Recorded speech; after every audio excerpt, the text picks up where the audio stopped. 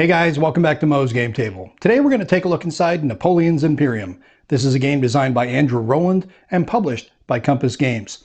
This game has a long and storied history of 28 years of development by Andrew Rowland. It's actually gone through several iterations, as you can see here on screen. It started out just as a standard tabletop game, and then it just kind of evolved into this big, huge custom table with miniatures and everything. Just a really beautiful presentation and a really big dream that Andrew had for this. And the Australian design group did a great job with it. So now it has been kind of shrunk down a little bit, and we have here the tabletop war game version of it using counters and a map.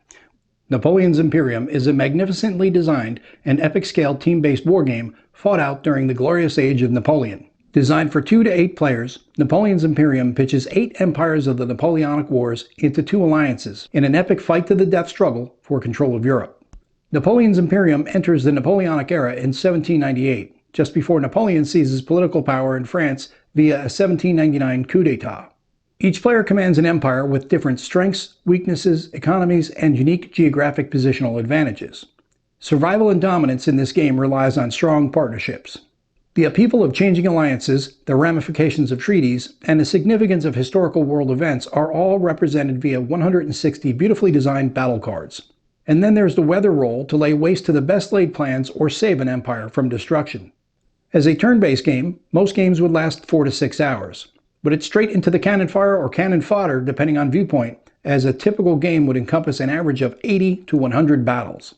From a battle point game of hours to a capital game of days, the more you play Napoleon's Imperium, the more your prestige grows as you earn ranking points with every game. Boasting an impressive and prestige playing map, superb battle and empire reference cards, everything about this game is a masterpiece of game design. And with large counter sets incorporating actual images of hand-painted figurines, Napoleon's Imperium boasts one of the most impressive component lineups of any board game. And after 28 years of game development, Napoleon's Imperium is all about maximizing the game experience. And you can see an example of the map and the counters as well as the cards. The components that come with the game, you get a battlefield map, which is 34 by 44 inches, 2 decks of 80 battle cards, 1 deck of 80 battle point cards, 1 battle point card replacement mat, 2 map counter placement reference cards, 8 empire reference cards, 6 counter sheets, 40-page rulebook, and 20 dice. It is a medium complexity game. Time scale is 1 year per round. Map scale is global map centered on Europe. Unit scale is corps, cavalry, artillery, and fleet. And the solitaire suitability is 5 out of 10, and it is for 2 to 8 players. Playing time is 4 to 8 hours for battle point game, 6 to 15 hours for the campaign game. So let's take a look inside and see what you get. And we get 3 decks of cards, 2 bags of D10s, a sheet of errata, the rulebook, weather chart, and inside we have the empire mats, some player aid cards, our counters, which are shrink wrapped because they'll just fall out otherwise, and our map. So let's set up the map and take a closer look at the game. And here's a look at the map that comes with the game. You have 2 separate map sections. You're going to lay one on top of the other to create the entire map space. As you can see, it is a replica of the table, that custom beautiful wood table that they had been using all those years with the great miniatures and all. Here it's been shrunk down a little bit. We have a paper map. We're going to be using counters to replicate the exact same game experience that they did before with the miniatures. All of the empires are color-coded. The British are red, the Prussian Empire is black, the Nordic states are purple, and the Russian Empire is in dark green. The French Empire is blue, the Spanish Empire is in light green, the Austrian Empire is in gray, and the Ottoman Empire is in yellow. And you can see here these orange states, these are the non-aligned countries and neutral countries that you can go in and take over. When you take them over, you're not going to do it for free. You're going to lose 1 land unit, but you're going to get their economic points. As you see these numbers spread throughout the map, that's the economic points that you're going to get for owning that territory, and you're going to keep track of the economic points that you earn on these tracks that are around the map. You're going to be placing any of the units that you've purchased with your economy here in these trays on the side, And at the end of your turn, the last thing you'll do is place those units that you have purchased out on the map. And this mat will be used to keep track of both the turns, the weather chart, as well as the different battle point cards that you're going to have. There are 5 different battle point card decks that you'll be drawing from, and these are drawn as a result of a victorious battle or as a consequence of a battle card, and these points will count towards your overall victory points at the end of the game. The other way to attain victory, if you don't get it through victory points, is through a capital win. And that is by taking 3 of your opponent's 4 capitals, because we have 8 empires and they're going to be split into the 2 alliances. And 3 out of the 4 capitals, you get those and hold on to them for a year, you win the game. Now we'll take a look at the empire reference cards. This is for the British Coalition Alliance. The layout of the cards is all the same, and some of the information will be identical. The majority of it will be unique. The empire order of play and the turn phases will be the same on all the cards.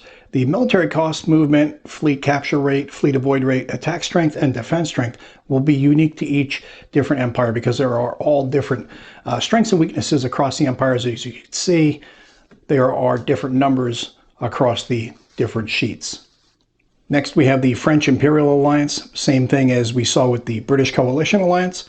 The numbers are going to be unique across all the different reference sheets, all the way down to the last, the Ottoman Empire. Then we have the alliance setup sheets for both alliances, the British team as well as the French team. This will give you a breakdown of where all the different types of units go for each of the territories and each of the empires, your infantry, riflemen, cavalry, artillery, your ports, as well as your fleets. On the back, you're going to have the rules in brief, and then a special abilities chart at the bottom, which is going to cover all 8 empires, so that way you don't have to worry about figuring out what the other empire can do throughout the game. You can request to look at the empire sheets that we just looked at and see what the cost, the movements, their attack and defense strength and stuff like that is. That is all open information during the game. And next we'll take a look at the counter sheets that come with the game. I'm going to leave them on the table because remember when we pulled them out of the box, they were shrink wrapped, and that's because they're so well die cut that if you pick them up, they're going to fall right out of the tree. So instead of having that happen, and it did when I pulled them out of the shrink wrap, we're going to leave them on the table. But you can see we've got some French units on the left. We also have some British on the right. For the French units, we have infantry, artillery, cavalry, and we have some fleets down here, as well as control markers, our economy marker, and a spy counter as well. Reading the counters is really simple. The top left number is the A value, is the attack value, the D is the defense value, and the M is the movement value. For the fleets, you also have another number, which is the L value, that is the laden value. Also, each of the counters is either going to have a border or no border. That signifies something different for each one. For this artillery unit, this is a single unit because it has no border. If it has an orange border, it means that is 2 units. With a blue border, it means that is 5 units. That's an easy way. Instead of having to stack up 5 different counters, you know the value just by looking at the border. And we have the same here for the British and the Ottoman Empire on the right-hand side, and the rest of the Ottoman Empire as well as the Spanish Empire on the next sheet. On the next sheet, we have the rest of the Spanish units, the Austrian Empire, as well as the start of the Nordic states.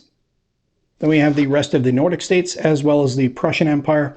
And if you look closely at each of the different counters that we've been looking at so far, the counter art is unique for each of the different empires. And that is because they are using painted miniature pictures for the counter art on each of the counters. I think that's pretty cool. And lastly, we have the Russian Empire, as well as the leader counters that you'll be using in the game. And remember the map we looked at that has the turn track, the weather chart, and the battle point decks.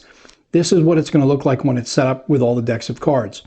If you run a successful defense in combat, you're going to take one of these cards and you earn 10 battle points. If you capture a capital, take that card, you've earned 30 battle points. Victory at sea, you get 10 battle points. For the spy death, if you use the optional spy rule, spies are going to be able to go into different countries and do different things.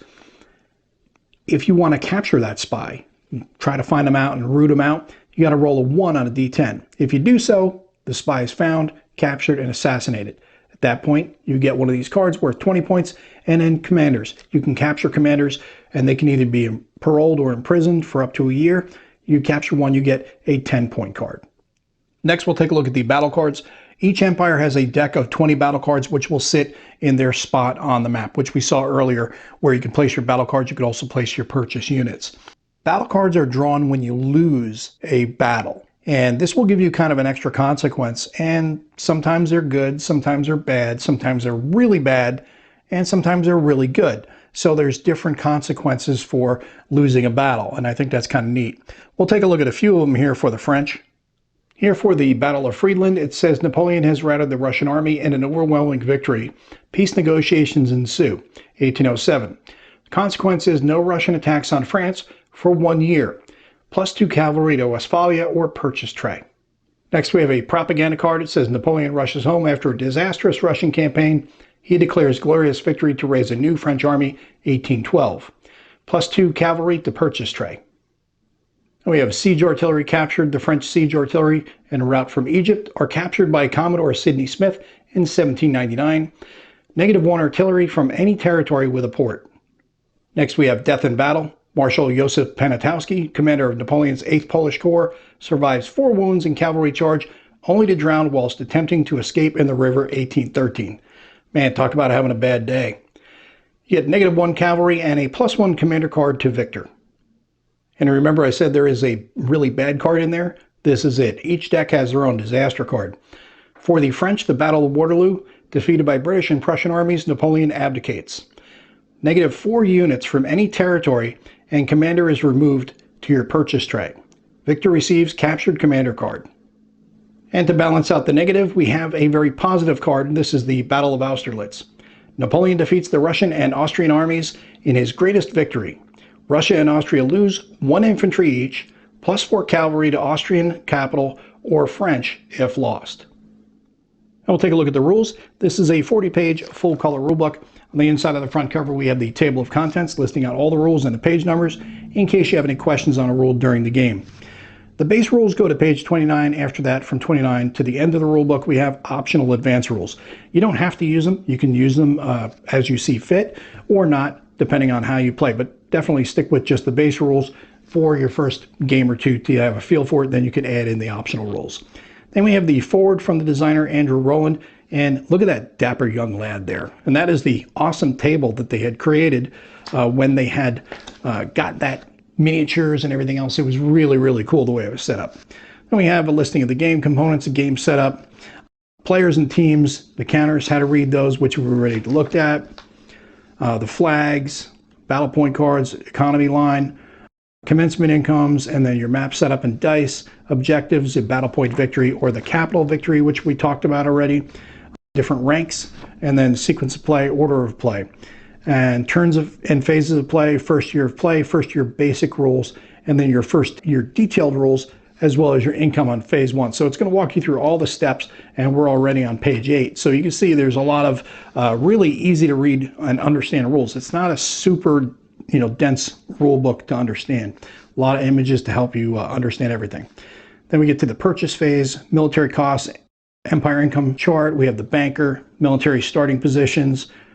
We have the Gibraltar rule, blockaded port exception. Then we get into phase 2, which is the attack. This is going to explain to you how to do all of the different attacks in the game, how to run your combat, last man standing, continuing the attack, defense, draw, battle casualties, maximum dice rolls 9, capturing capitals, and the bonus you get for that, liberated capitals, and the bonus you get for that, liberating territories, commanders, commander bonuses, and then we've got plenty of illustrated examples and multiple commanders, because you can have multiple commanders in each of the battles. And we have the commander bonus, captured commander, and like we were talking about before with the imprison or parole, you roll a d10 on a 1 through 6, they're imprisoned, 7 through 10, they're going to be paroled. And either way, they're going to be out for a year, and that will depend on where they're going to be. If they're in prison, they're going to be in your opponent's tray, and they'll be there until the end of your opponent's turn.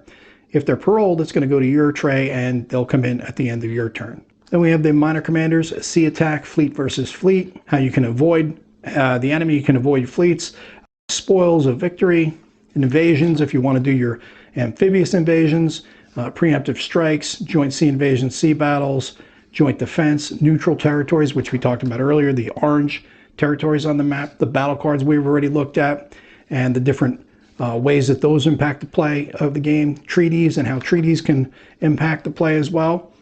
Breaching treaties, movement conditions, border movement, sea transportation, unoccupied territories, boarding a fleet, joint sea movement, alliance and movement, nation special abilities, and there's a listing of all the different special abilities for each of the nations, along with a note and an example. Then we have rebellion, and then we get into the optional rules here on page 29. The spy, which we've looked at before when we're looking at the cards. You can have spy success, your examples here, spy death we talked about, and the different things the spy can do is all explained to you here. Weather, which is optional, that you can use or not use as you see fit. And we have the weather roll chart, and it says here no snow for Africa for these different territories. So I'm going to guess based on that whatever the weather roll is going to affect the game globally, except for like if it's snow, these territories will not be affected by snow. Frozen fleets, how those are going to be handled if you use that option rule, capture or destroy, and then the game point allocations, and then the game ranks. Then we get to the battle point score chart on the last couple pages, the credits, and then the index here on the last page of the rulebook. And then we also have the inventory checklist for each of the different cards for the different empires in the game. And then we have the history of Napoleon's Imperium, 30 years of game design development by Andrew Rowland, 1990 to 2020, at the back of the rulebook. And that is a look at everything you get inside of Napoleon's Imperium. This is a game designed by Andrew Rowland and published by Compass Games. Once again, Compass Games just knocks it out of the park component-wise. Gorgeous map. The card art and the art on the counters is just top-notch. Everything is just really high quality. They continue to impress with each release. This is a passion project for Andrew. He's been working on this nearly 30 years. It's gone through all different iterations, from starting off as a tabletop game to moving up to a miniatures game, and then now back to a tabletop game.